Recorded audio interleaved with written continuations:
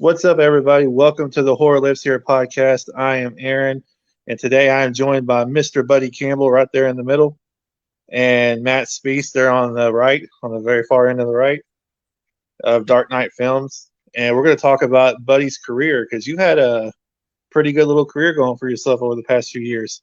How you doing? And tell us how you got started in the movie business. I'm doing good. Appreciate the opportunity to be on here with you. It's been pretty busy the last few years, film-wise. I got started kind of late in life, I guess. During high school and college, I did, plays and so forth, and never thought it'd take me anywhere. So after college, I got a real job in the real world, and always loved movies. Though I had a job during college reviewing movies for a newspaper, and so I went to see every movie that came to our theater, the Pickwood Theater, which I know you're familiar with, in Russellville. Yep. And so I reviewed movies and did that for several years, and then about 20 some odd years later, answered an open casting call for a movie called Greater, which was shot in Northwest Arkansas. Went up and auditioned for that, and auditioned for the character Redneck Number One, and didn't get that role, but they invited me back as a featured extra as a Harrison High School teacher, and I was on the set with some fairly famous names like Neil McDonough and Leslie Easterbrook and Michael Parks and some people like that, and saw how a movie was made and just caught the acting bug again. So I started taking classes in Little Rock, and a couple years later started getting cast in short films and independent films, and started snowballing from there. And that was about 95 projects ago, and it's been a great run so far, and that includes film, TV, web series, short films, the whole thing. But about 95 projects total that I've done so far. Yeah, I was going through your IMDb a little while ago, and my goal on these show usually is to try to go through everything and just have a short little talk about each movie. But I'm like, man, if we do that with Buddy, we're going to be here for 4 or 5 hours. So I kind of just picked the ones I've seen and kind of the most famous ones you've been in, like the horror movies and a lot of the stuff with Matt that you've done. But Greater's a great movie, and I didn't recognize you in it the first few times I saw it, because I knew who you were. I just didn't, because I'd seen you in some of Matt's stuff by the time I'd seen Greater. But I didn't know it was you, and then I finally spotted you in a scene or something, or somebody who I thought was you looked kind of like you, and I was like, "Oh, okay, there's Buddy." But yeah, that's a great. I was in it for about 8 seconds, so yeah. I think I finally caught that 8 seconds somewhere. It just took me a little while to find it. yeah, it was just an extra, but I got a little bit of screen time. I was on stage playing a teacher whenever Brandon Burlsworth got his high school diploma. So he's walking across the stage, and I'm just one of the teachers back there, just laughing and smiling. And another Dark Knight alumnus was there as well, and that was the first time I'd met her, and she's my oldest friend in the film business, because we've been friends ever since, and that's the great Susan Meek. So okay. She's been in several of Matt's films, and we've been close friends ever since. Cool. Okay, yeah, I didn't know she was in that either, but I guess she was the teacher handing out the diplomas who put it in his hand. Okay. I guess I was most excited because I love Neil McDonough. I love Leslie Easterbrook, and I thought it was pretty cool they filmed the movie in Arkansas. So that kind of excited me just as a fan, because I love The Devil's Rejects, and Leslie was amazing in that. Yeah, it's kind of funny that she went on from Well, she actually started on Laverne and Shirley, I believe, way back in the day, and then but she was mostly famous for Police Academy. She was Yeah. blonde in that and playing those comedies, and then her focus of films did a total 180 and started going to the horror genre. It was the Rob Zombie movie. But she's cool as can be. I love Leslie Easterbrook. She was here for a convention a couple of years ago, so I got to meet her. It was pretty cool. Yeah. So I got a bunch of your movies written down to kind of go through, but I think we'll skip ahead to maybe. I watched you this morning actually on an episode of Murder Comes to Town because I'd heard you talking about it. So I looked up the episode and finally spotted you like 40 minutes into the show for like one little scene. But I was like, oh, there he is, because I heard you on another interview talking about the episode, and I was like, okay, cool. I like this kind of show. So I looked it up and started watching it, but I didn't see you till like right towards the end of the show, and you popped up for like 2 seconds on screen. But I did see you on there. Yeah, I was actually in several scenes a lot earlier than that. I played the sheriff, Sheriff Brian Hyatt. He was the sheriff in that episode, and the Murder Comes to Town is one of those true crime shows. If people's not familiar with it, that airs on the Lifetime, or not a Lifetime, on the ID channel. And so I looked like the real sheriff, and so they got me to recreate the crime scenes and investigation scenes. But the real sheriff was the one who gets interviewed on screen. So he's the one talking, but then when they reenact the crime and the investigation, that's where I came in. But yeah, that was my first time on national TV, and I was real proud of that. And then next, the first, I guess, Matt stuff was the first thing I saw you in. But then I went back and watched a movie called The Booth, and you had a little role in that as a hardware man, what it says on IMDb. You want to talk about that movie for a second? Yeah, that was Scott McIntyre directed that movie, and it had another actress from one of Matt's movies that she did later on. That was Brittany Sparkles. She played the female lead in that movie, and she later on went on to do Dark Knight, which later became known as Evil on Queen Street 2. Is that right, Matt? Bloodlust. Oh, Bloodlust. Okay. And Scott cast me as hardware.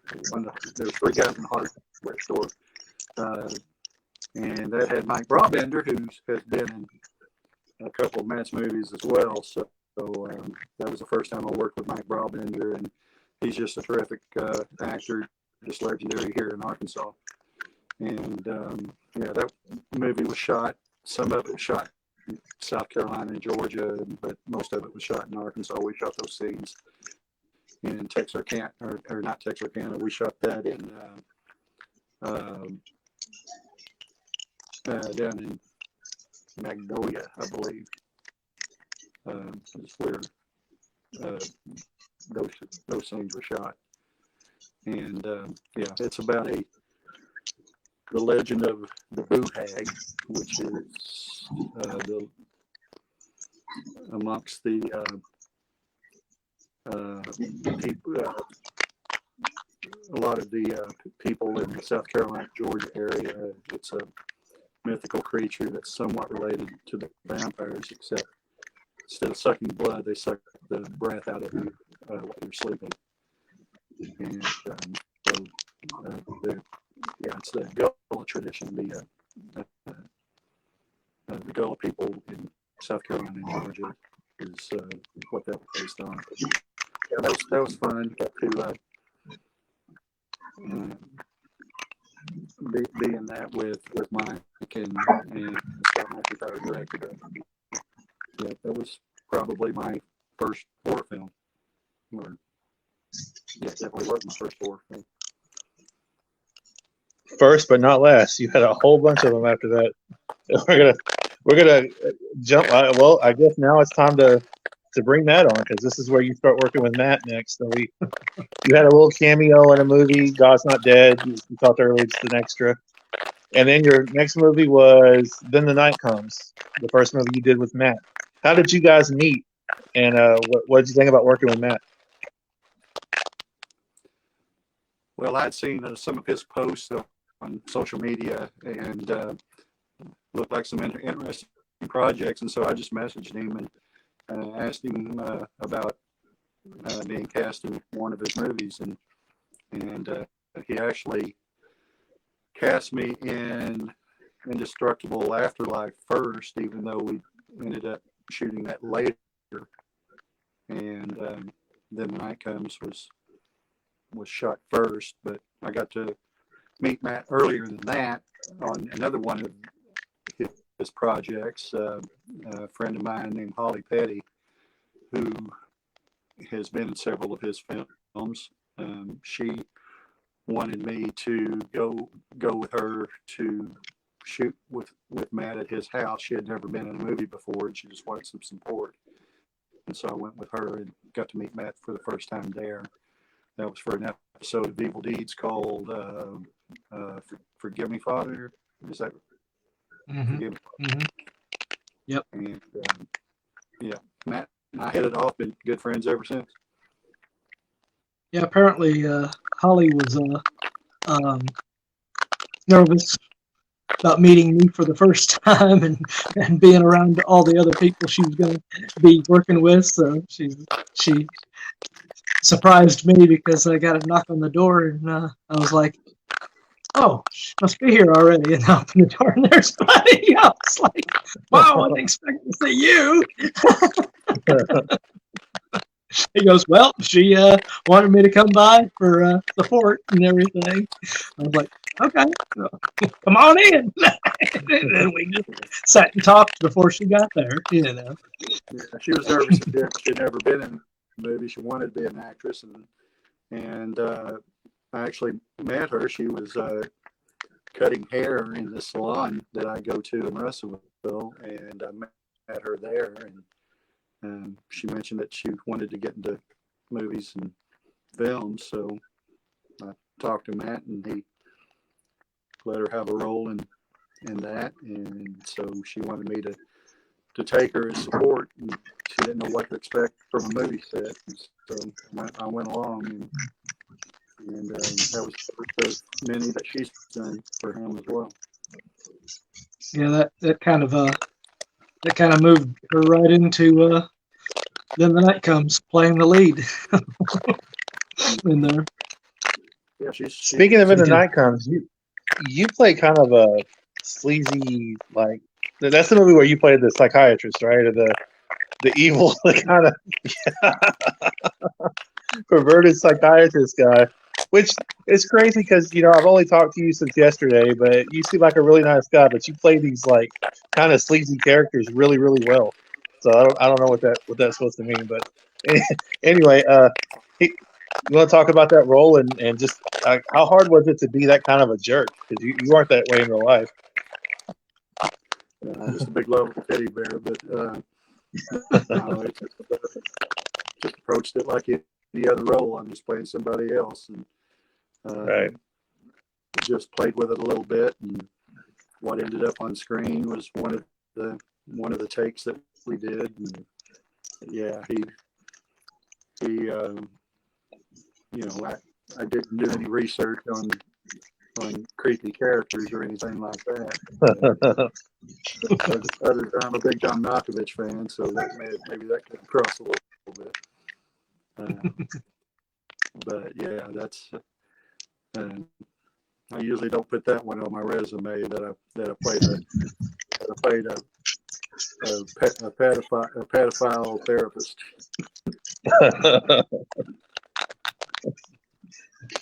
Well, I mean, you were really good in the part, and when you died, it was like a great scene. You had a great kill in that movie. Yeah, not my first time to die in a film, but it was definitely the first one that I got almost sliced in half by the killer. from crotch to neck. Yeah, me and Aaron were just talking about that the other day. Yeah, like that was just a great because I was talking about him writing another movie, and I was like, don't make the female go after their groin. He's like, well, the female went after their groin with Buddy, and I'm like, oh yeah, that's right, she did. Yeah. Are we sure it was a female killer? I don't think it was. It was pretty ambiguous, wasn't it? Man, Yeah, probably. we don't know here, do we? For those who haven't seen it or might want to. Right. But yeah, Apparently, Matt just. Oh, go ahead. That scene also had Tamara Morgan in it. That was the first time I worked with her, and so she was terrific playing my secretary in that. And that was the first of many things that we've done together, and that she's done with Matt as well. So that was the breakout role for both of them, I guess. Yep. It was a really good movie. I'm a big fan of the whole movie, but I told Matt I haven't seen a movie of his yet that I didn't like, but I haven't seen some of his earlier stuff that like he mentioned one that he doesn't even like that he won't let me watch or anybody else watch. So I don't know. Well, there's some movies I've been in that I don't promote and I don't tell people because I've seen them. They're pretty bad, but we've all got those, I guess. You never you get a script and you don't know how good it's going to be. You know, the script might look good. You know, you might have heard good things about the director, and then when you actually make it and you see the finished product, you're like, oh no, I hope this never gets out. I may have one or two of those written down. If so, just let me know when I bring them up. But because I got just about all your horror movies written down here. So after that, you go in Indestructible Afterlife, where you play the coroner, and you have another really cool bloody death scene. But this time you're a lot more likable. You're playing the regular like coroner guy, and Matt there just tortures you and beats you up and kills you. So you want to talk? You said you got cast in that movie first. You want to talk about that one? Well, yeah, and Matt can tell you my character wasn't written to be likable. You know, he was the one. You know, he was supposed to be in the heel, and Charlie, my assistant, was supposed to be the sympathetic one because I berate him. But when it came out, people seemed to think that I was the cool one, and that his character got what he deserved. But you know, Matt could expound on that. Yeah. When we started shooting it, it was funny because you know we came in and he was like, well, I went from playing this perverted character in your last film. Now I said, well, at least you're playing a normal guy. He's just kind of a ass and everything, and he in the script he was just supposed to be just constantly on the character of Charlie. And when we shot it, Roman Fisher playing Charlie, he decided to ad-lib a lot of his lines about what he was supposed to know about serial killers. And some of the stuff he ad-libbed did not make him knowledgeable as far as that goes. So it wasn't, it didn't make him very appealable to the like we were trying to get from the original script, because originally he was just supposed to have been kind of the young kid that's riding along with the older veteran, and the older veteran was just all over it, the whole time. And but I allowed the ad-libbing in there, and of course Buddy's ad-libbing made him just lovable and fun in there. And that maybe that's the ad-lib, because then I was able to take the character to a different level and come up with some of my own lines on the fly. And I try to be humorous guy in real life, and so some of that was brought out in my character too. But yeah, I get a lot of compliments on playing the corner because I got one coming up, but we'll talk about that later. Maybe it's just because that last character you played before this movie, last time people seen you before Indestructible, you were, the therapist, and you were incredibly unlikable and a horrible character. And then, so maybe the corner just didn't seem that bad in comparison. Maybe that's why people like the corner so much.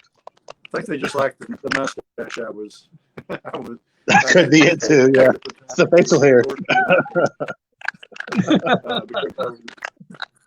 Because I was doing a commercial at the time, and where I was playing a used car salesman, and so I was trying to, for that character, I grew that mustache out and to play the sleazy car salesman, which you're starting to see a pattern here with me playing sleazy characters.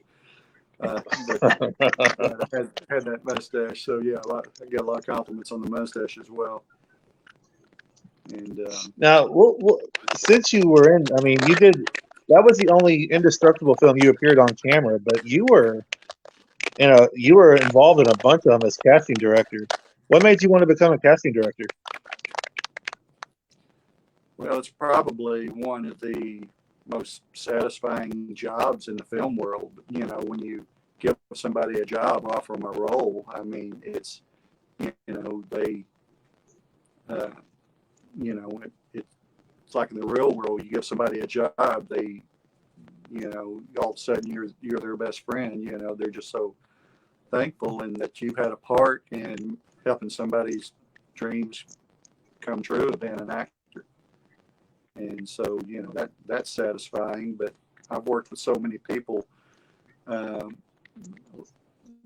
actors and actresses throughout Arkansas as well as other states, but especially in Arkansas. And I know just about every actor in the state, and just so many friends. And so I just got a Rolodex, if you will, of names of people I've worked with, and I can easily, if somebody tells me they need a certain age, a certain gender, a certain hair color, or whatever, just call me up and I can recommend somebody.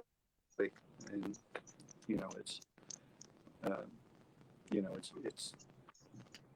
it's great that I could help some of my friends get roles as well. We're a small acting community in Arkansas, and we have to help each other get roles and to help each other out, because if not, it's hard to get cast in things unless you've got friends in the business that can recommend you. Matt and I talked about it on when he was on with me the first episode. There's so much talent in this state that people don't like. It may not be a huge number, I guess, but the talent of the people that are here is off the chart. Like, there's so many talented people just in Matt's movies alone, but then other directors too casting amazingly talented people. So I mean, there's a good pool of talent in Arkansas. I would think anyway. Just as a fan, it looks like it from the outside, because these actors are really good. Yeah, they are, and that's what I tell people out of state when I do films elsewhere. Even when I get cast in something from out of state, usually one of my first questions is there any other roles you're looking for? Because I tell them I know people. I got actor friends here in the state, a lot of good talent here in Arkansas that would be willing to come if you're needing somebody specific, maybe I can help. And so I've recommended people for out of state too, and a few of us have traveled together for projects out of state. A couple of them that Matt's worked with, Amy Lynn Woodall and Emmy Mullen, and some people like that. Bailey Freeman. We've traveled. Olivia Disney. We've traveled to different states and done projects for other people, and sort of travel as a group like that. And makes the drive easier too if you're driving to Dallas or to Nashville or Kentucky or wherever, and you got somebody to take the trip with you. It makes it a whole lot easier as well. Yeah, well, a movie we'll talk about later that you did, the Voorhees movie. I looked it up, and it's like a 10-hour drive to where y'all shot the movie. That's a long drive, man. I couldn't do that by myself for sure. I'd be bored out of my mind. Well, let's say, yeah, it's the longest trip I've ever made to a film location. It was shot in Louisa, Kentucky, which is right on the West Virginia line, and it's like 775 miles from my house to Louisa. Now, when we shot, well, the first time I went to Louisa was in January of last year, and that was for a short film that I wrote called Louisa, and that was based on the town we were shooting in, and that is as far from a horror film as you can imagine. I had friends that lived there, and so Emmy Mullen and an actress that I picked up that I knew who lived in Memphis at the time, picked her up, and we drove all the way to Louisa to do the short film Louisa, which is still in film festivals right now, and I'm hoping to make a feature film out of it. That was the first trip I made. And then later, when Jason Pitts, the director of Voorhees, when he asked me to play the character of Eddie, then I went back back in October to that, but I had to make that drive by myself because my character was only a couple of scenes instead of a whole week. I drove straight there and straight back when I was done. Yeah, we'll get to Voorhees in a little bit because I love the movie and I love the character of Eddie. He's probably my favorite character in the movie because he's so. I tried to warn him. I made my brother watch it with me earlier. Like earlier today, I made him watch it with me just because he doesn't like horror movies. So I made him sit down and watch it with me. But he laughed. Even he liked Eddie. He was like, that guy's pretty funny. I mean, the next few movies I have on my list are all Matt movies. Like you did Evil Deeds, the movie. You did a couple of episodes of it. It says here Kill Seeker and Spiral. You directed Spiral, did you not? No, that was Rick Viper directed. That okay. And then Dark Knight. We'll go ahead and skip ahead to Dark Knight since that was your first like just major role. I mean that the first time I've seen you in something where you're on screen for more than 5 minutes. You were in the screen. You were on the entire movie. That's one of the main characters and such a likable guy too. I love Detective Freeman. So we'll talk a little about Dark Knight. Sure. Yeah, that was, I played a detective. For those that don't know, it's movies about vampires and they're being chased down by a couple of detectives, Detective Cruz and Detective Freeman. I played Detective Freeman, and I loosely based my detective persona on an old TV show that I watched growing up called Hunter. Fred Dreyer played Detective Hunter on that, and so I sort of based my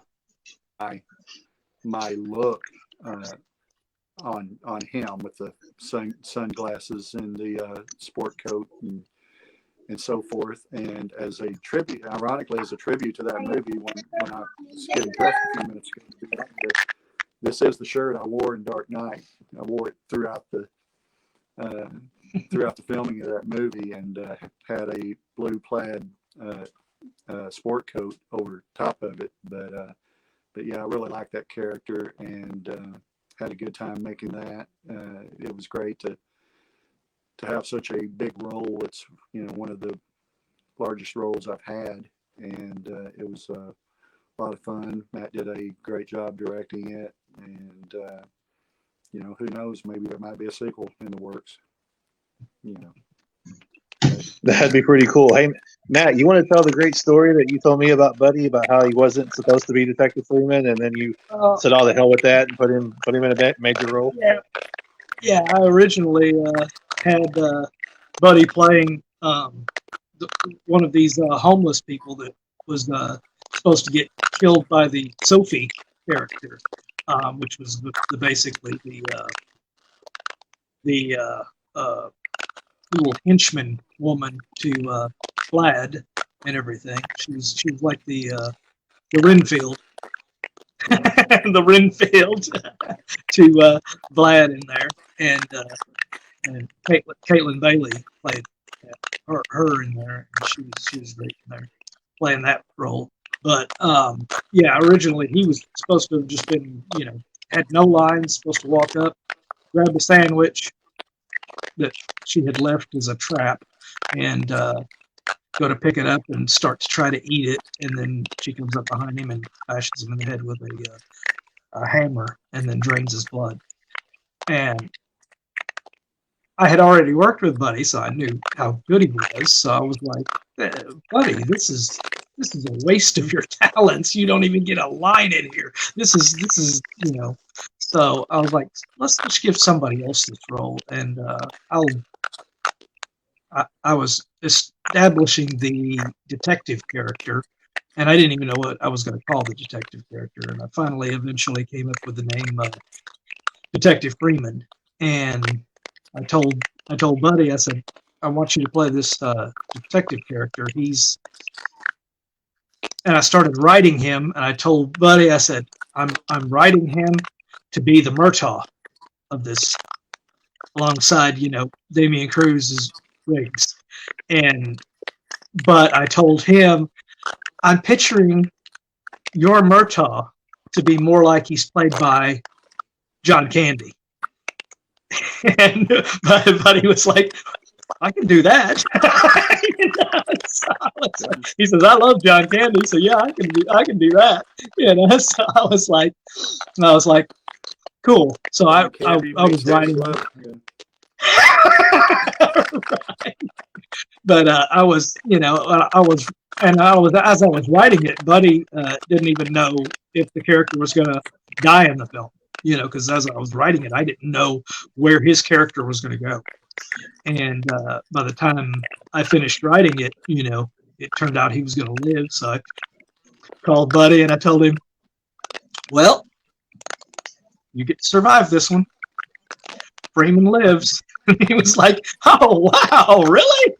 I don't have some big extravagant death scene this time? I was like, nope, you live. Yeah, every movie I've done, Matt, up to that point, I got killed in. Right. He didn't like me or something. That role is actually a great role because he's, Freeman's a capable detective, but he's kind of burnt out on the job. He's nearing the end, like Murtaugh was in Lethal Weapon. But he has to keep up with the younger and elusive Cruz, and so that sort of rejuvenates his career. But he's got a dilemma in that he's also the single father to his 11-year-old daughter, and so he has to be a father and a detective and a vampire hunter at the same time.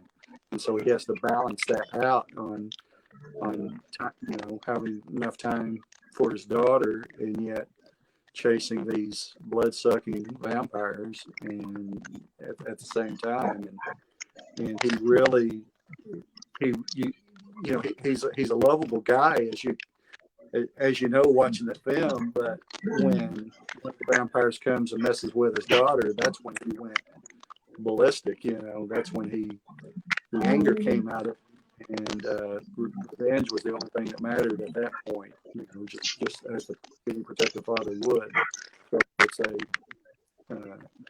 character with multiple layers and that you don't see in a lot of horror movies, but I really do love the character of Freeman. And then you had the sentimental moment at the end hopefully you stayed for the post-credit scenes, because there was a touching moment where between Freeman and his daughter, and his a dream he was having about his wife who had died 5 years earlier. So this violent vampire movie ended on a nice sentimental note of a family man who is having a touching moment with his daughter. It was really well written, well acted, like all around. Yourself and every actor in the movie did a great job. I've told Matt before, I'm not a huge vampire movie fan overall, but that was one of them I really liked because I thought the acting was really good. The writing was really good, and it wasn't just some sappy love story. Like Dracula turns out to be some kind of sappy love story. And being a father myself, the whole thing with you and your daughter, like I have a daughter and a son, so I know, I could kind of relate to that part. Like if somebody tried to mess with my kids, I'd be the same way that, Detective Freeman was. I'm generally a nice guy, but if you screw with my kids, that's a different story. So I totally got that. But one of my favorite parts of the movie was that scene with you and Amy Lynn and your daughter in the house where you're trying to tell her to go to bed, and Amy Lynn's trying to tell her to kill you, and you two just going back and forth, and then you have the great scene with Amy by herself. So we can't go through this interview without talking about Amy Lynn, because you two have amazing chemistry, and y'all been in a few things together. So you want to talk a little bit about Amy Lynn? Amy Lynn's one of the best actresses in Arkansas I've had the pleasure of working with, and but her character was one I mentioned who showed up to my house to speak with my daughter uninvited, and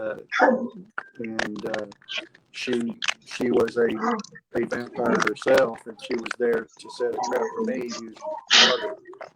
And so that's what I was referring to earlier when I said when someone messes with the daughter, that's when I get enraged and start lashing out. So my anger lashed out at her, and but Amy Lynn and I have probably done 7 or 8 movies together. So far, she's played my wife or girlfriend in at least half of those, and but she's one of my best friends in the business, and she's like me. She's got started later as well. We were both in our 40s when we started acting, and she's been setting the world on fire too in the number of movies that she's been in. And we've traveled. I said she's one of my travel partners, and we've gone to Dallas and New Orleans and Kentucky and Ohio together. And she's always dependable, always someone who is going to do a fantastic job with whatever role she does. And it's not always the tough character. She could also, play a more nuanced character as well, but she can knock out any role you give her. Yeah, I'm a huge fan. She was like in one of my earlier episodes too, like right after Matt. I think I interviewed Amy not long after that. So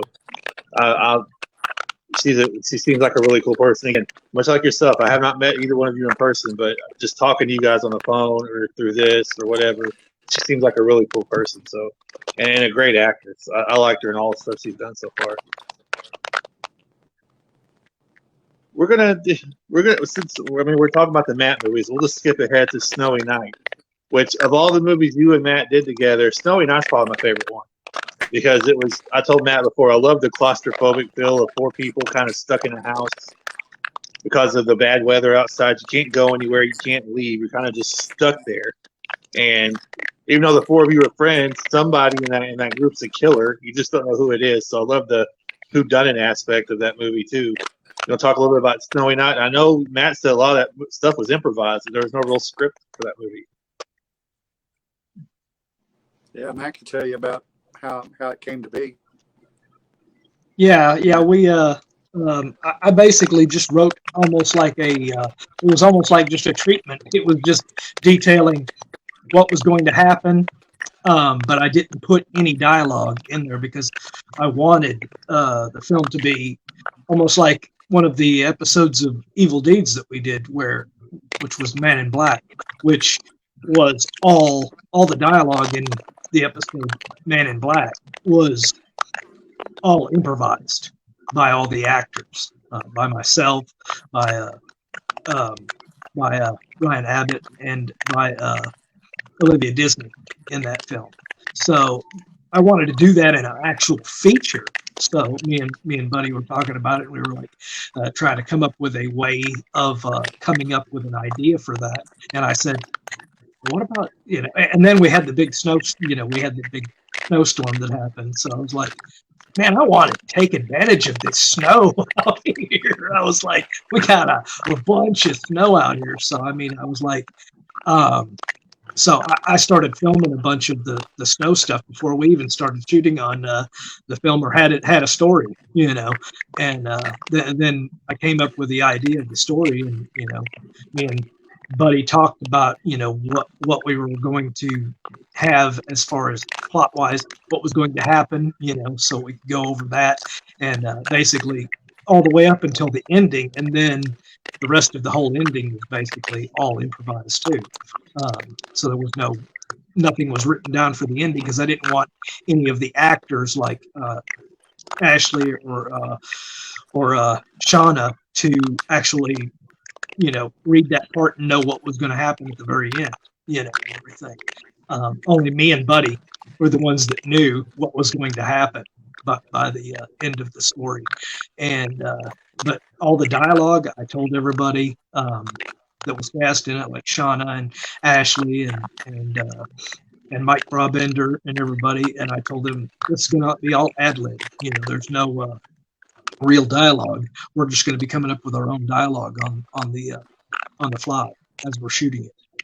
And it was the shortest script for any feature film I'd ever been in because there was no dialogue written. Each scene just had the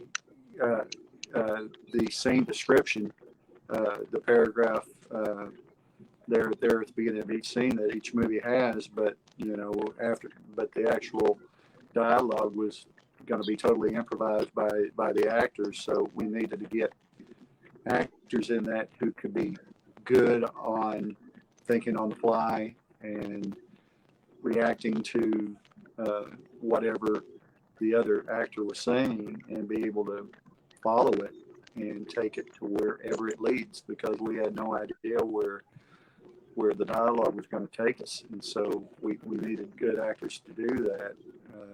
Matt got Ashley Brewer, who's phenomenal as well, and she's been in several of his films. And for the character who was going to, of my wife, we were still having snow problems at that time, the weeks leading up to that. So we went through a couple of actresses who got cast, except to the role, and then couldn't make it for whatever reason, so it kept getting delayed. And so finally I reached out to an actress friend of mine I had worked with on a film in Texas about a year earlier, Shauna Toft. Called her and see if she would be interested in it, because she was so great in the movie that we had done there. And so she was willing to drive up from the Dallas area and shoot that for us and do her entire all of her scenes in a day. So we shot throughout the day and into the night, and got her wrapped in it, in a day, and then the rest of us were able to come back and finish what scenes needed to be finished after that. But that was real great of her. And she brought her son with her, who I didn't know was going to come with her. And then she asked, is there any roles for him? And so tossed that to Matt, and he had the character of the police officer that comes to answer the disturbance and that was actually played by Shauna's son. So we're fortunate to get him as well. Mm-hmm. Anything else you want to say, Matt, on Snowy Night?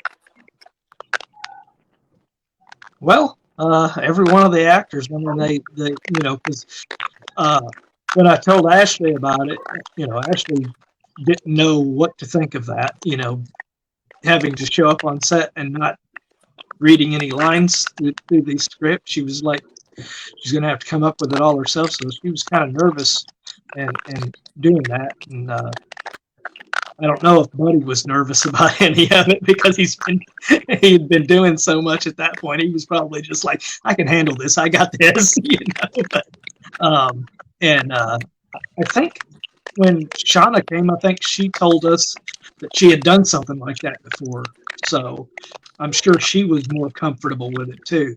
But yeah, Ashley, she was like, kind of nervous about it, but when she showed up, I mean, she nailed it. She was really good in there with all of us. And what I think helps that film is that we established it early, the friendship or the connections with me as my character of Franklin, and Ashley playing my wife, and then Buddy playing the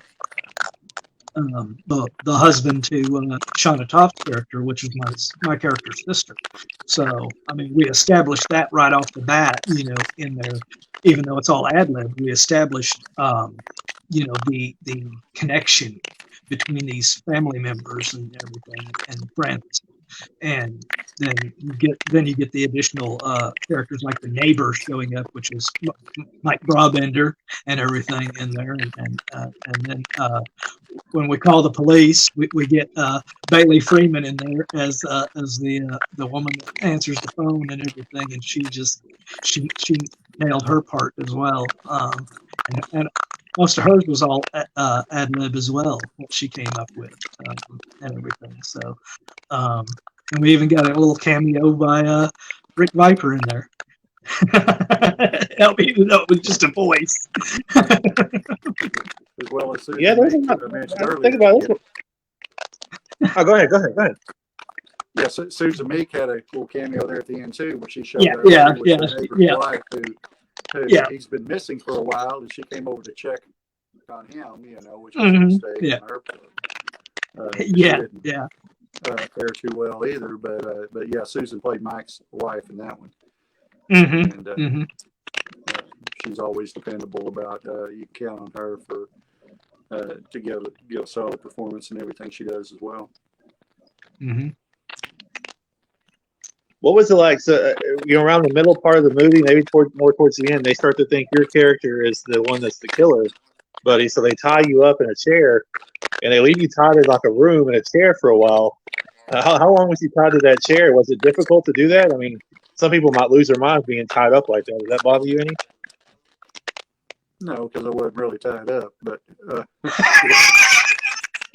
sometimes they do that. So I didn't know what the scenario was. Like I've seen some movies where they said, "Oh yeah, we really tied them up just to get a better reaction out of them or something." So I didn't know. I worked with Ashley before, and I wasn't about to really be tied up in front of her. There's no telling what retribution she would have for me for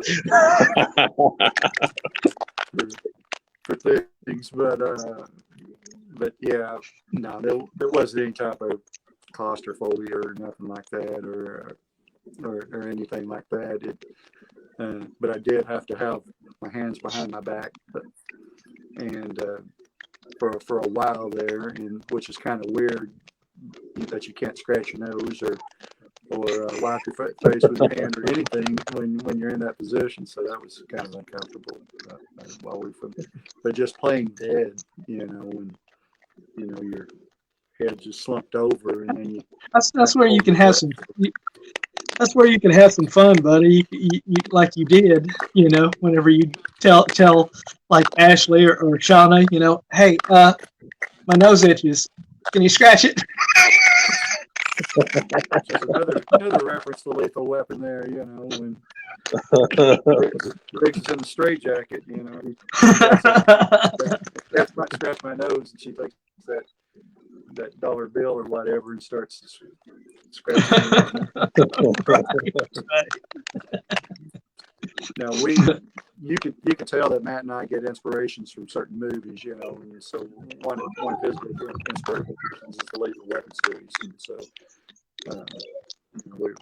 we're always talking about that, or we're talking about Indiana Jones, or The Fugitive, or Tombstone. When it comes to westerns, there's we have the same taste in those movies, and so they always play a big part of our conversations.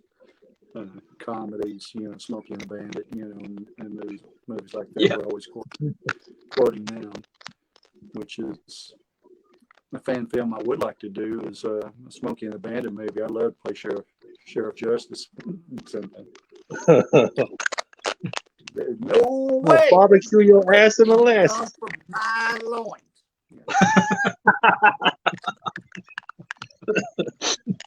Yeah, I like comedies for the most part. I'm not a huge comedy person, but that's definitely one of my favorite movies of all time. Not just comedies, one of my favorite movies of all time is the first Smokey and the Bandit. And I like the third one too because it's all about Sheriff Justice and it's hilarious. Like a lot of people bash number 3 because it doesn't have Burt Reynolds, but it has Jackie Gleason and it's all about Sheriff Justice. To me, that movie's hilarious, and I like it much better than part 2. That's just my personal taste. Yeah, it's kind of campy now if you watch it for the first time and stuff. But when you grew up on that, it was like the greatest movie in the world when you're a kid, and then forever stays with you. And but just the dialogue, the Sheriff Justice and Burt Reynolds and the Snowman and Frog, all 4 of them, just the dialogue between them and how well they work together, and even Junior in there was great playing his role. But I love that movie. It's one of those movies when you're flipping channels and you see it's on, you got to watch the rest of it no matter where you're at. My dad to this day still uses the line, "You can think about it, but don't do it." That's like one of his favorite lines ever, when the sheriff's telling the guys, you don't go home and don't play with yourself. It wouldn't look good on the highway. You think about it, but don't do it. My dad to this day will say that. Yes. You can think about it, just don't do it.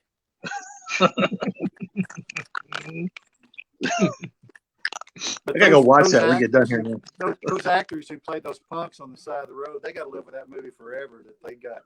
Oh yeah. They got treated like that on screen and talked to like that. Heck, if it was the legendary Jackie Gleason talking to me that way, I would have taken the part too. Oh yeah. A little bit different. This isn't horror, but I wrote it down anyway because I'm a huge Star Trek fan. I see you've done some Star Trek fan films. Federation Files. You want to talk a little bit about working on the Star Trek stuff? Are you a Star Trek fan, or did you just do it because it was a role? I did it, because it was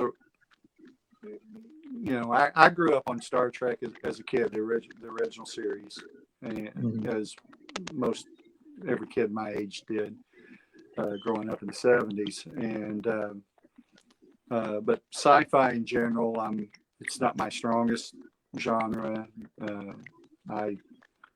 There's been some great sci-fi movies over the years, but in general, it's not one of my favorite genres. But Glenn Wolfe, he's the director and creator of the Federation Files series, which is a fan film, a fan series, I guess you will, based on Star Trek franchise. And he had contacted me about it, and so I accepted the role. And but I don't play any sci-fi type character. I play present day Earth, where the I am a private detective. It's sort of set along the lines of the X-Files, the episodes I did. Because when Glenn contacted me and said, are you a fan of the X-Files? I said, oh, absolutely. And I said, oh, please tell me you've got Gillian Anderson to be in this, to play my partner. And he goes, no, he said, actually, Caitlin Bailey. I'm like, darn it! I was hoping for Jillian. I'll settle for Caitlin, which I give Caitlin hard time because we've done so many movies together over the years too. So, but she was great. So we're kind of this Scully and Mulder type of partners, police or investigative detectives, and we are investigating the first episode we did, and I can't think of the name of it right now, but it was based on a episode of the original Star Trek series where they went to Earth in San Francisco, I believe. Yeah, in San Francisco back in the 40s or 50s, and they did an episode there, and so this fan film episode that I did for Glenn was based on that, and so we are investigating. Caitlin and I are investigating the events that led to Kirk and Spock and the entire crew visiting San Francisco, and so that was what we were. We were just private investigators on Earth, present day, investigating that quote unquote sighting of extraterrestrial activities from back in the 40s or 50s, which turned out to be the Enterprise. I love Star Trek, so when I saw that, I actually have not seen those episodes, so I need to go back and watch them. I think they're all up on YouTube, if I'm not mistaken. Yeah. I know the Avalon universe is. I can't remember what. I vaguely remember watching the episode Glenn was referring to, where most of the guys were dressed up like gangsters and stuff. You had you had all of them doing that because that was the time period of Earth they were visiting, and so that was kind of cool. They were shedding the Enterprise uniforms and coming out in these 3-piece suits and fedoras and all that for that episode. So yeah, I've seen the actual episode, Star Trek episode. I have not seen your episode, but yeah, the original Star Trek, like Spock's carrying a machine gun. It was pretty funny to see Spock walking around with a Tommy gun or whatever they called it back in the day. I mean, Kirk had one too. They were walking around with guns and top hats, and it was pretty funny to see all that. I believe both episodes are available on YouTube. Cool. Okay. I hope I'm right, but I'll try to send you the link for them. Sweet. Okay. This next movie, I almost didn't put it down because everybody I talked to has said it was different than what it was supposed to be. But I had fun with it, and my daughter loved it. And it's not a horror movie. It's called Chimp, where you play a detective again, and there's this like talking alien monkey that crashes down to Earth and walks around. And I remember watching it because you were on it, and Amy Lynn Woodall and Ashley Brewer and a bunch of Dark Knight people were in the movie. So I thought, okay, cool, I'll watch it. My daughter happened up, like my 4-year-old daughter was like, Daddy, look at the talking monkey. And she loved it. So I kind of thought it was pretty a cute little family movie, but what I was told was it wasn't supposed to be that way originally. But I still liked your character. Do you want to talk a little about Chimp? Yeah. Again, Caitlin and I got paired up again in that one, kind of as an afterthought though, because the Curtis Everett was the director and writer of that, and he's a Mississippi director, and we had worked on a couple films before, and he wanted to come up to Arkansas sometime and shoot a film here, and so he came up with the idea for this film, and he said, I want to shoot it in Little Rock. And so, okay, cool. Well, I can get you some local actors, local to Little Rock, and we could shoot it, which was originally a gangster movie about the Dixie Mafia. And so I was getting him these actors from Central Arkansas.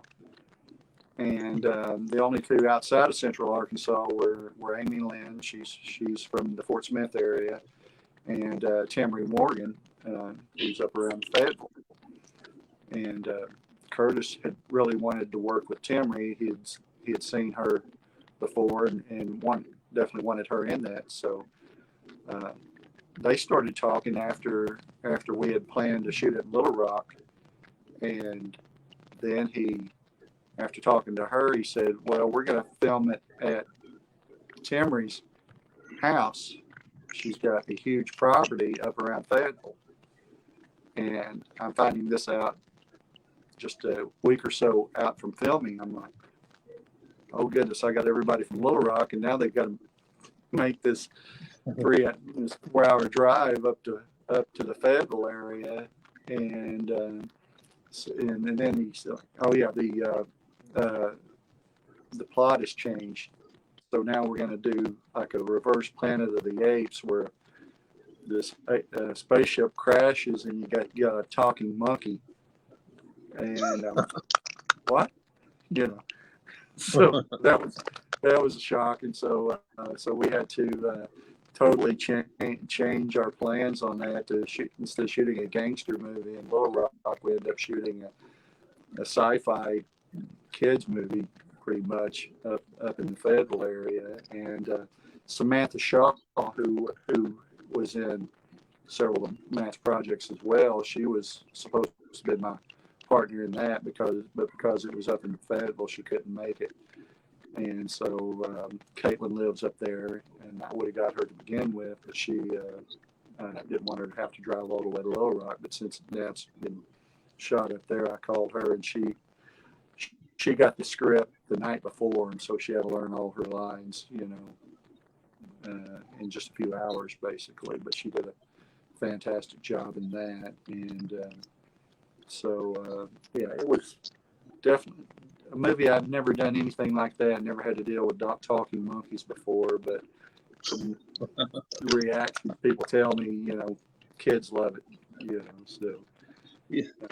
Yeah, I mean, I thought it was, harmless kiddie, a harmless little family comedy action kind of movie. But I didn't know what it was supposed to be either. Yeah, we call it a kids' adventure movie, so it was, yeah, that works. So after that, what about Mardi Gras Massacre? I honestly have not seen this one, but it says you're in it. I've seen the first few minutes with Tara Howard getting killed. That's all I've seen of it. But it has you in it as I can't remember all the writing, but it says you're in the movie. Mardi Gras Massacre. Oh, Mardi Gras. Okay, yeah, I couldn't hear the title. That was the one Amy Lynn and I went to New Orleans to shoot, and Emmy Mullen. The three of us got cast in that, and actually Amy Lynn got cast in it, and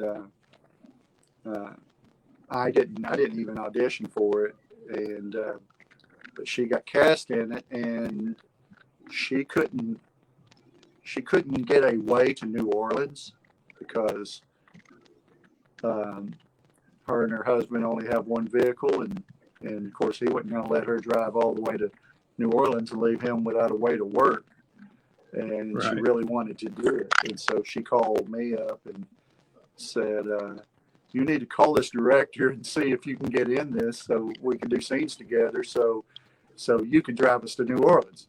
Okay, so yeah. Now I know what I am to you. I'm just your chauffeur, so I'm like, well, cool. If we get to shoot in New Orleans, that I've never shot down there, so but talked to the director. He was fine with it. He put me in the role. So her and I played this man and wife who are on vacation in New Orleans, and we're just a grumpy old pair a couple that's been married way too long, and so all we do is just bicker and fight with each other while we're down there, supposedly having fun on vacation. And yeah, not to give too much away, but yeah, we don't last too long in that. Just a couple scenes before we both expire. But it was a great trip. Emmy Mullen actually had a larger role in that, so we stayed an extra day for her to do her roles. But it was an opportunity to shoot down in the French Quarter, which was really cool, and had a lot of fun there. And the food down there made the trip well worth it. So yeah, it was a fun trip. Yeah, she and I talked about it a little bit on the podcast too. She said y'all would like make people almost uncomfortable on the streets because y'all would just be on the streets yelling the craziest stuff at each other because you're supposed to be fighting, and then she would run and jump in your arms or something, and people just thought y'all were the craziest couple. Like they didn't even know you were filming a movie; they just thought you were a real life couple fighting back and forth. It was she told some funny stories about that movie. Yeah, we probably fit right in there and crazy. But yeah, but that director was cool. He was he's actually from Rhode Island of all places, and so he made a series of these films in different cities around the country, and he decided on New Orleans on this one, and so that's how it ended up being called the Mardi Gras Massacre. But he was real cool and told us, after we got there, we had our lines memorized. He said, let's stretch this out further, let's just make this scene longer. You two just work so well together, just ad lib. So that was actually got to ad lib there, her and I, and so everybody that's seen the movies has told us we were their favorite characters in the movie. I have to watch it. That's one I have not seen, and it's not because I don't watch it. I just can't find it anywhere. But if I could find it, I'll watch it. Next is the Evil Deeds episode, Hannah's Hannah, and probably my favorite Evil Deeds episode. And you have this really memorable moment as Wallace. You can call me Wally, and Ashley Burr had that line, "You can call me anytime." I actually watched that one this morning. It's my favorite episode. And you also were casting director on it, I believe is what I have written down here. So you want to talk about the Hannah Santa episode? Yeah, that was an interesting episode. There wasn't a lot of characters in there to cast, but just about everybody, I guess everybody that was in it had worked with Matt before. And so casting wasn't hard on that. But yeah, that's an episode. Hannah's Hannah is this escaped prisoner from state penitentiary. She was a serial killer. Ashley Brewer plays her, and the movie started with she's on the run after she's escaped prison, and she ends up killing some cops that are chasing her, like Matt, and a couple others before, and then she arrives at this farmhouse and sees Amy Lynn and her real life husband Daryl.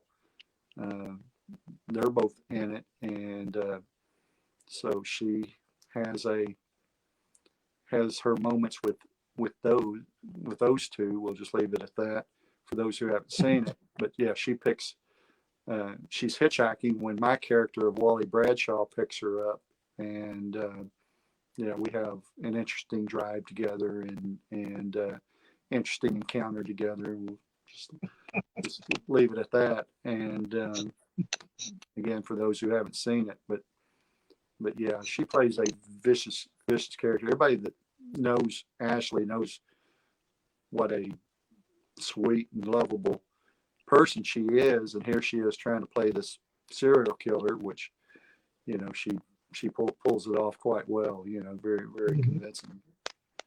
And Matt can brag on Ashley as well. He's worked with her several times. Yeah. And the irony of that episode was it wasn't supposed to be directed by me originally. When first doing it, I Can was we basically. can we bust people out on this? film? Absolutely, go for it. Somebody whose name rhymes with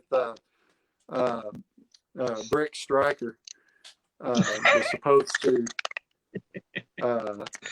direct this, but every time we set dates, he wasn't available, and so we ended up Matt pretty much directed everything, and the director never showed up. So I was directing for him. I was directing, just like almost doing like what I was considering second unit, and I was just expecting, this will just cut together with what what he's going to end up shooting eventually.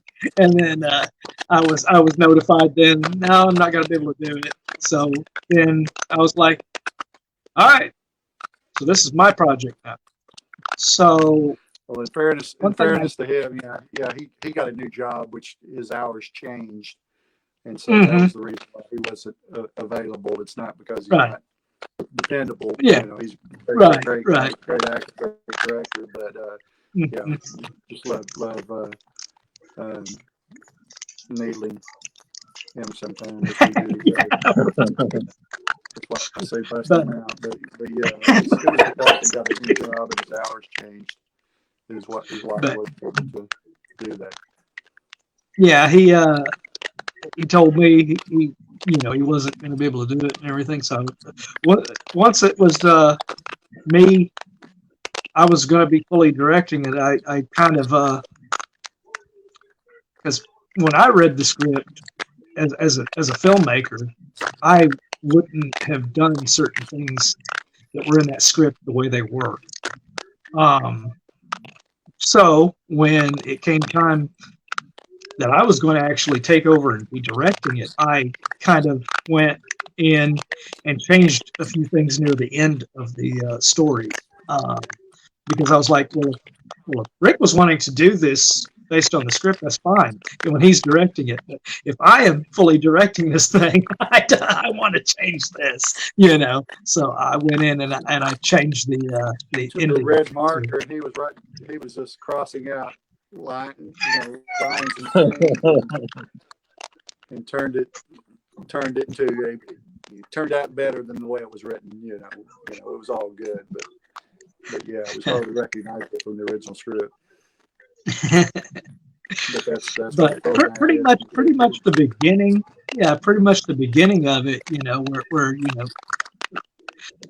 the one that doesn't really change too much, from it is, Amy Lynn's scenes are pretty much the same as they were in the original script, and of course Buddy's character of Wally, that pretty much stayed the way it was scripted and everything. There wasn't much of a change in it and everything, but everything that was in the original script pretty much for the most part, except the end, stayed the same. There was just and a little bit of the beginning. We changed a little bit at the beginning and the end. Yeah. Just added some new characters and expanded the film with what was done. So it was all good. Yeah. That's my favorite episode, but it's also the one I watched with like a sorrow because I was supposed to be in it 2 different times, and both times because I have little kids and I was working, both times I had to miss it. And so I watched that episode and I go, that should have been me and that should have been me. And it goes, ugh, I hate it because I was like, that's my favorite episode. It turned out so freaking good. And I was going to get killed by Hannah both times. I was either going to be the husband that gets shot in the head, or I was going to be the cop that gets choked out by the stick. Those are both supposed to. They were both supposed to be me at one time. He gave me the part, and I had it, and then I couldn't make it. Well, what was the episode? Heinous Hannah. And Heinous Hannah. I was supposed to be Amy Lynn's husband that gets shot in the head, and then I was supposed to be the cop that gets choked out by the piece of the stick. And neither time I can make it. So it's my favorite episode, but I also watch it and go, God, I should have been in that. That should have been me because I had the part twice and I couldn't make it either time. Yeah, that happens. So, yeah. So that brings us to Voorhees. which is why I wanted to bring you on in the first place, because I freaking love the character of Eddie. You did get a whole lot of screen time, but you got some memorable lines. Like I love like almost every line you say in the movie, including at the very end when you get your finger broken. You don't see it on camera, but you do the whole Creighton Duke finger break. You want to talk about how you got Eddie and what it was like to shoot it? It was great shooting it, and Jason Pitts and I have worked together on several projects before that, and I was just involved as one of the producers before that, and I was helping him cast the movie, but he really wanted Mike Brabender to play the role of Eddie, and Mike was on board with it until the locations changed. We were going to shoot it in Arkansas, but then we were able to get some locations in Kentucky for free, and since we had such a small budget, he couldn't pass that up, and so we moved filming location to Louisa, Kentucky, and Mike wasn't available to make that trip, and so that's when Jason asked me to step in to play the role of Eddie, who he's a throwback to the original Friday the 13th, the character of Ralph, who was the local townsperson in the original that was warning the kids not to go to Camp Crystal Lake because you'll all God be rest his soul. And so my character of Eddie is supposed to be Ralph's cousin, and so I'm using that character from the original as my inspiration for this one. But yeah, he's just a backwoods hillbilly who means well, and he's not very tactful in the way he should go up there, and but he's telling them the best he could. And they're going to listen to him because Eddie was right. Yeah, you go, you're doomed. You're all doomed. I tried to tell them, they wouldn't listen. I'm shaking right now. I don't have my hat on. Actually, my hat is right here. One of them that I wouldn't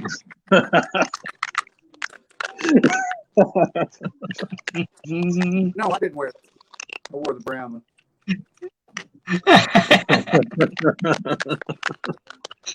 I'm in my studio right now. I got props all around me for auditions that I do all the time. I loved the character. I love the way Jason wrote it, the way it was acted is like, the kids obviously think that y'all all being racist, that you don't want them there because they're black. I mean, that's kind of the way it came off to me when I was watching it. It was, don't call me boy, I ain't your boy, and blah blah blah. And all of you and the guy running the gas station is trying to do is to warn them, it's bad. Don't go in the woods, you're gonna die. And so when they pull off, and you and Gary Swift are standing there, and that line of "God rest his soul" makes me laugh every time I hear it. And Yeah, me too. God rest his soul. I love that line. He was my favorite part of the movie. Not to say the rest of the movie wasn't awesome, because I've done reviews on it. I love the whole thing. But that character of Eddie was like my favorite part of the movie, just to be perfectly honest with you. Thanks, I appreciate it. Yeah, it was a lot of fun to do, and a lot of my movies, I'm also either the director or the assistant director, or I'm doing dual roles, and sometimes that distracts you from your performance. But in this one, Jason had assembled an entire crew of professionals that knew their stuff, and I didn't have to worry about anything except delivering my lines, and that was great. I mean, that's the way it should be done. And so I was able just to be there. I was, in my zone, leading up to the filming. I'm off to the side, going over my lines, and so it was great that I didn't have to worry about lighting or sound or anything else. And so I think that really helped. And but yeah, we had crew from most of the crew was from Arkansas. Joe Robertson helped out. He's a director I worked with. He's from Kentucky, but most of the crew came from Arkansas, and most of the cast as well. Olivia Disney, Will Reed, people like that, Bailey Freeman. We all came from Arkansas to do that, and then we got some locals up there as well. And then we got a celebrity involved, James Stokes, who's from Kentucky, played. Everybody knows he played Jason Voorhees, and him and I have worked together on several films in the past. But he had a connection with a professional wrestler named Madman Fulton, and he was able to talk him into coming in to play the Bigfoot character, and he plays dual roles in it as well. He plays ironically, he's playing the Bigfoot hunter of Lance, and he's Bigfoot himself. You know, not giving anything away there because it's in the credits everybody has seen so far. But Jacob Southwick is Madman Fulton's real name, and he came down from Ohio to do that. He was an Ohio actor and still wrestles, I believe. But you know, he walks in and I'm looking up at him. I'm a big guy myself, but he makes me look like a dwarf. And James is a big guy too, and yeah, he's both of us stand next to him, and we're all coming up to like his shoulders. And that's what a big dude Madman is, and but yeah, it was really a lot of fun to make that movie, but don't look forward to a sequel to it because rumor has it from high places that there won't be another one. So just enjoy this one while you can. And I did want to give props in that movie to Will Reed. He plays the character of Mark, who is what the episode, what the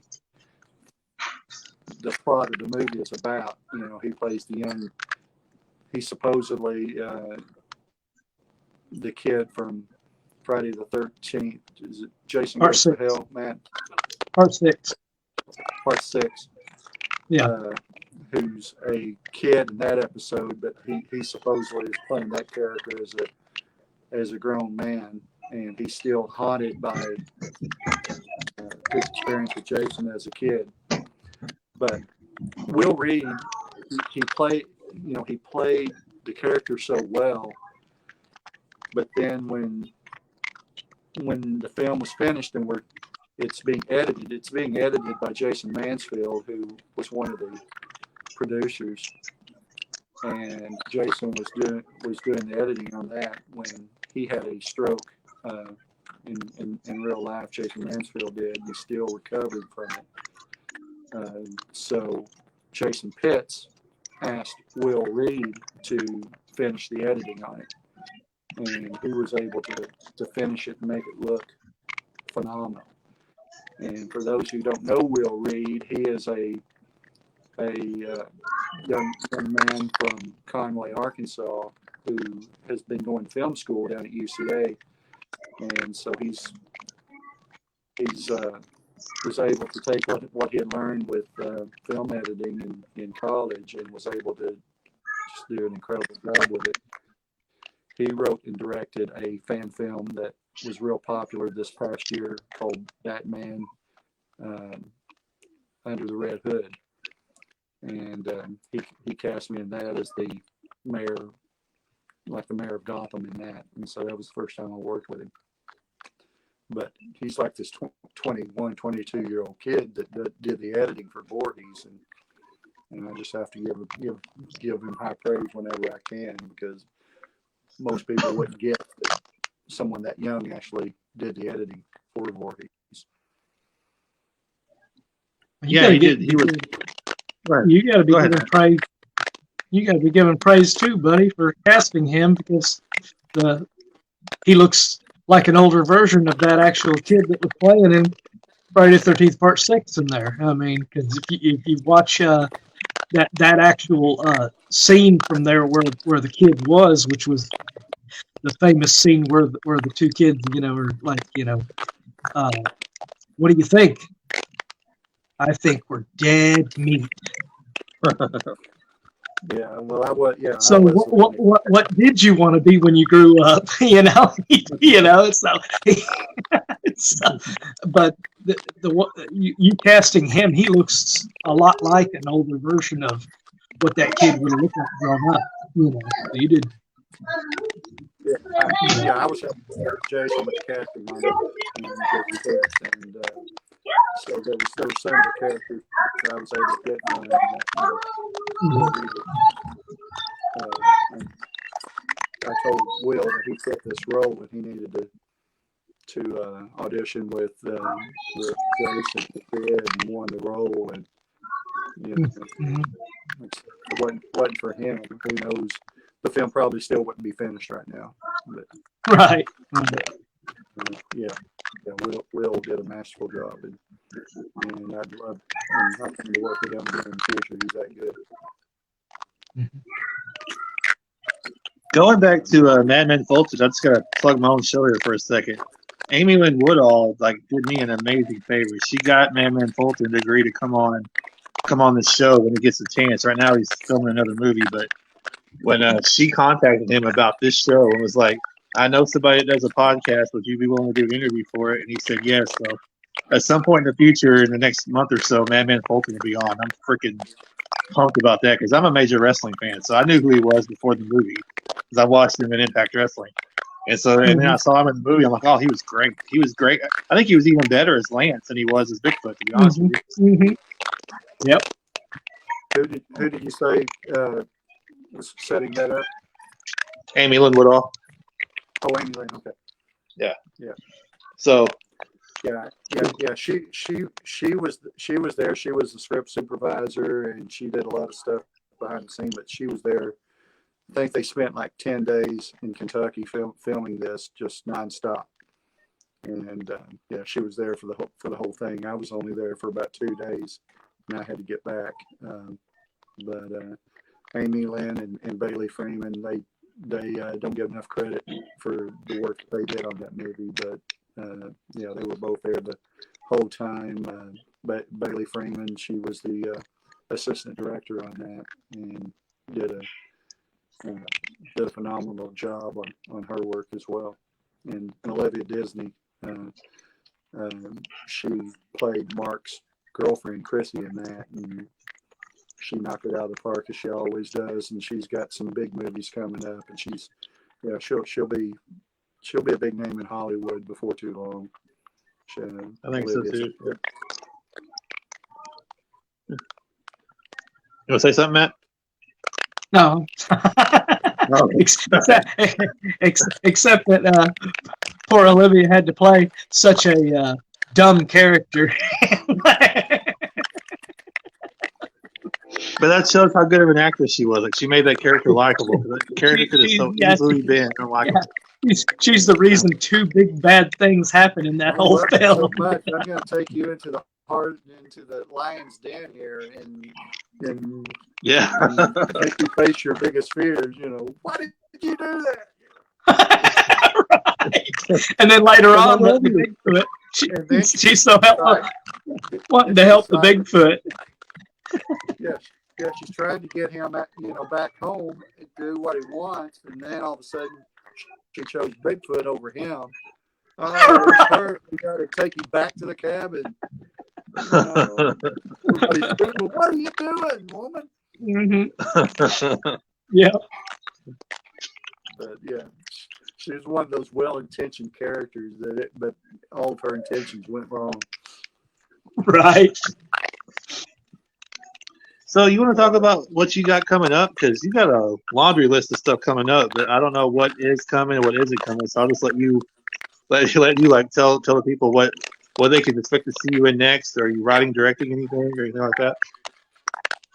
Yeah, well, I just shot a Western in Kentucky again. I've been working in Kentucky a lot, called The Final Sunset, and wrapped on it in April. I'm real excited about that one. That's the first time I got to be in a full-blown Western, and then went down to, I immediately had to drive from Kentucky to Biloxi, Mississippi to the SAG film called Lineal, and it's going to, it's got a couple of names attached to it.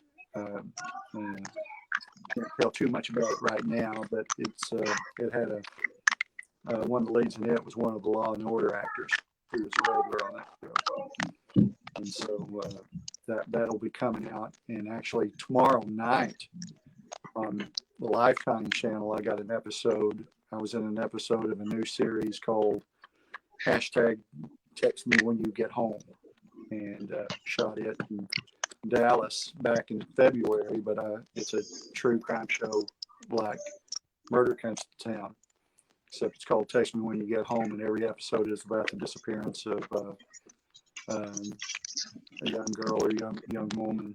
And in this episode, I'll be in episode 3, and I played the girl's dad in it, and so that'll be airing tomorrow night at 8 p.m. on the Lifetime channel. Text Me When You Get Home. So I got that coming out, and I'll be filming in Kentucky again. Hopefully, we're trying to get our dates set in late July or August for a kids adventure movie called The Ghost of the Big Sandy, and really looking forward to that one. James Stokes will be in it, and a few others from Voorhees is actually in that one, and looking forward to that. But a film that I shot back in December and January in Florida called Roadkill. We just released the first teaser trailer for it, and I'm real excited about that. That's an action thriller set in 1983. A young woman picks up a hitchhiker, and everything goes south after that, and it's very violent. Whether you call it a horror movie, I don't know. I usually just call it an action thriller. Most people are okay with that. But it's called Roadkill, and I played the coroner. I mentioned earlier that the coroner in Indestructible Afterlife wasn't the last time I played the coroner, so I got to play one in Roadkill. His name's Doc, and I'm the type of rural coroner who shows up at the crime scene in a lab coat, and ironically, I wear a Friday the 13th T-shirt underneath my lab coat. And that was pretty cool. It's the eccentric type of character that I'm playing, but yeah, his name is Doc, and had a good time with that. But that was a film that should be in theaters this fall. So want to plug that one as much as I can. And yeah, I was in an episode of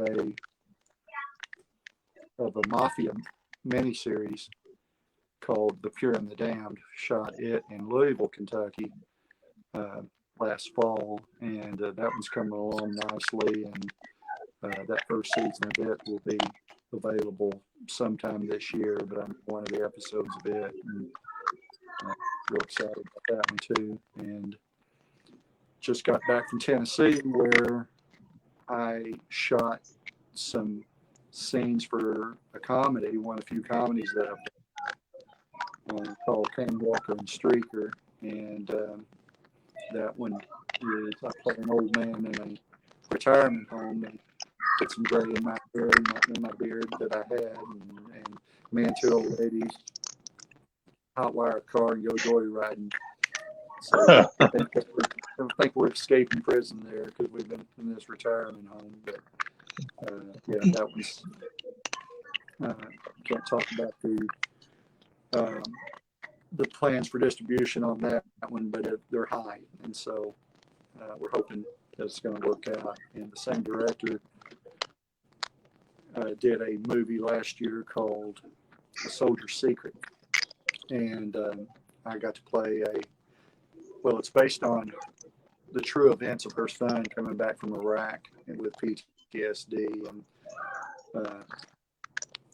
the troubles that he was having with that was compounded by the abuse he was taking from his girlfriend, and he was in a real bad place.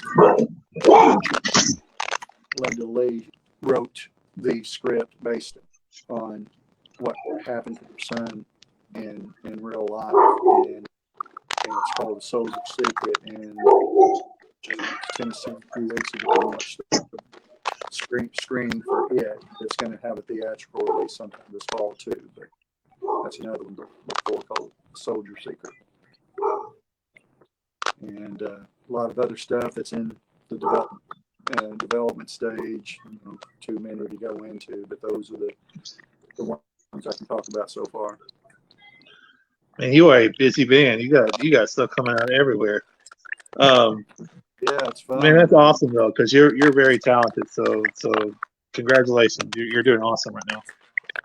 I appreciate it. Yeah, I've shot in 12 states so far, and it's been fun all through the Southeast, and just waiting for that one role that'll take me to LA or New York. That would be pretty cool.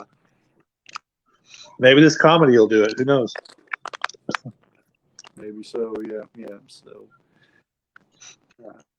What about you, Matt? What do you got going on in the future? That's Matt's what he had coming up. I know he hasn't been writing or anything lately, have he? Nothing in the works. I got a film that we're going to be starting soon called Cult of Truth, which we've already got. Aaron, you already know about this one. You're playing a character in it, and we've got Buddy. We've got you lined up for the sheriff role, and everything. Whenever we can schedule you in to get those scenes. Right? Maybe. He was wanting to play a Buford T. Justice kind of a guy. Well, this guy is as close as you're going to get to it. I want a Diablo sandwich and a Dr. Pepper. Make it fast. I'm in a great big hurry. But yeah. So Cult of Truth is again, lately Dark Knight Films have been doing a lot of different things than we've done ever in the past, and this one's no different. Yeah, well, we normally. You're gonna have to change the name of the company to Sunny Day Productions instead of Dark. We've had, Aaron, you were just talking about Regina I Am not too long ago, whenever we were talking. And it was, that one was our first like comedy style sci-fi thing and everything. So and then after that we had the supernatural thriller with Queen Cobra, and so now this one is more. It's kind of like just an action TV show kind of a feel to it. And actually, once we finish this one and do this, I mean, it could be possibly a pilot for a potential, TV series for somebody to pick up eventually for with these bounty hunter characters that are in the film and everything. Then after that, we're looking to do a Halloween fan film called Halloween 5, The Possession of Jamie Lloyd, which is my... I'll be reaching out to Danielle Harris, my good friend. And oh, and I didn't even mention on Roadkill a while ago that Danielle Harris from the Halloween Danielle's in it. Yeah. But yeah, that one, I'm excited about that one just because I've done a lot of videos of me playing Dr. Loomis on my Dark Knight Films YouTube channel that have gotten, you know, a lot of people's, you know, giving me a lot of praise for him, you know, saying that I did a really good job on them. So I'm really excited in this because in this fan film, I'll actually be playing Dr. Loomis in actually 3 different phases of his life. It'll be, you know, we'll have flashbacks to before the original Halloween film when he's younger, in his 40s. And then we'll have the 1988 era when Halloween 4 happened. And then we'll be setting it 10 years after that for the majority of the actual story in there. And so I'll be playing him at 40 years old, him at like 60 years old, and him at like 70 years old. So that ought to be fun. Matt is actually has spoken to a major Hollywood production to get involved, and so they're see if that pans out as well. So we'll see how that turns out. But he's got high hopes for some actors to get involved as well. Yeah, he's we're not wanting, talking about that fast. Yeah, on that one, we're wanting to get a. I don't want to say anybody's names right now, just because we don't want to jinx it. Just that Matt has set his sights on some. right. Because the role that I'm wanting this person to play is actually an important role, which is Rachel Carruthers, which was played by Ellie Cornell in Halloween 4. So this person that I'm looking into would be playing a version of Rachel Carruthers 10 years away from Halloween 4. So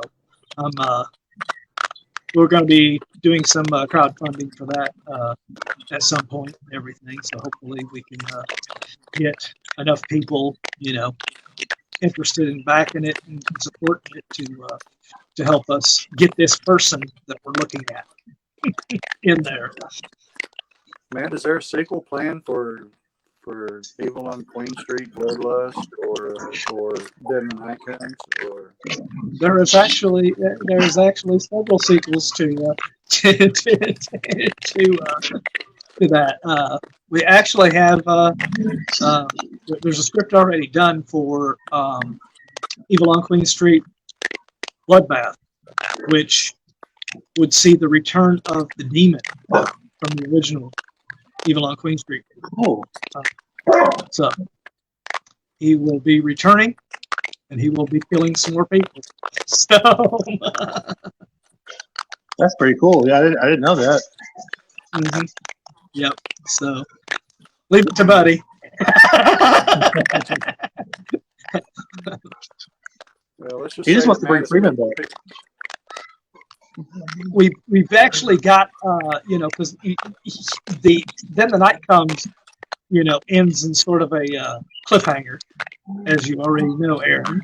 So there's actually 2 sequels written for that we plan on doing as well. And Buddy is always telling me that, come on, write in a brother character for my character from the first one. That way I can be in this thing. Play the twin.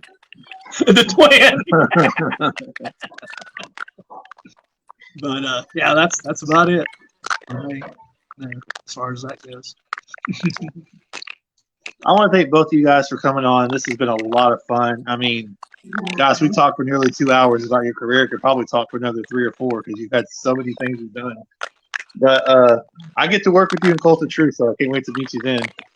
And good luck on everything you got coming up, man. I appreciate it. Thanks for having me on. It's a lot of fun. Absolutely. Thanks for coming back on, Matt. And I'm sure I'll bring you on again. You're my favorite guest. I'll probably keep bringing you on because you and I can sit there and talk for movies. He and I will talk on the phone for 3 or 4 hours, man. It's nothing for us to get on the phone and talk for 3 or 4 hours about just randomness out of the blue stuff. So Got a wild idea. You need to get Amy Lynn Woodall as a guest. I actually had her on. I've had her on, yeah. So maybe one day bring all 4 of us on or something. That'd be pretty cool. Yeah. Get Olivia Disney on here. Maybe Will Reed. Yeah. I've tried to get Olivia Disney on. I can't ever get a hold of her at a good time to talk to her about it. I'll keep trying, but yeah. Yeah. She's a busy lady, so I get it.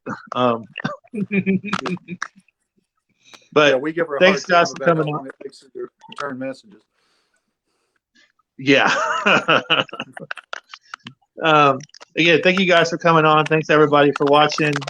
We'll see you next time on the Horror Lives Here podcast.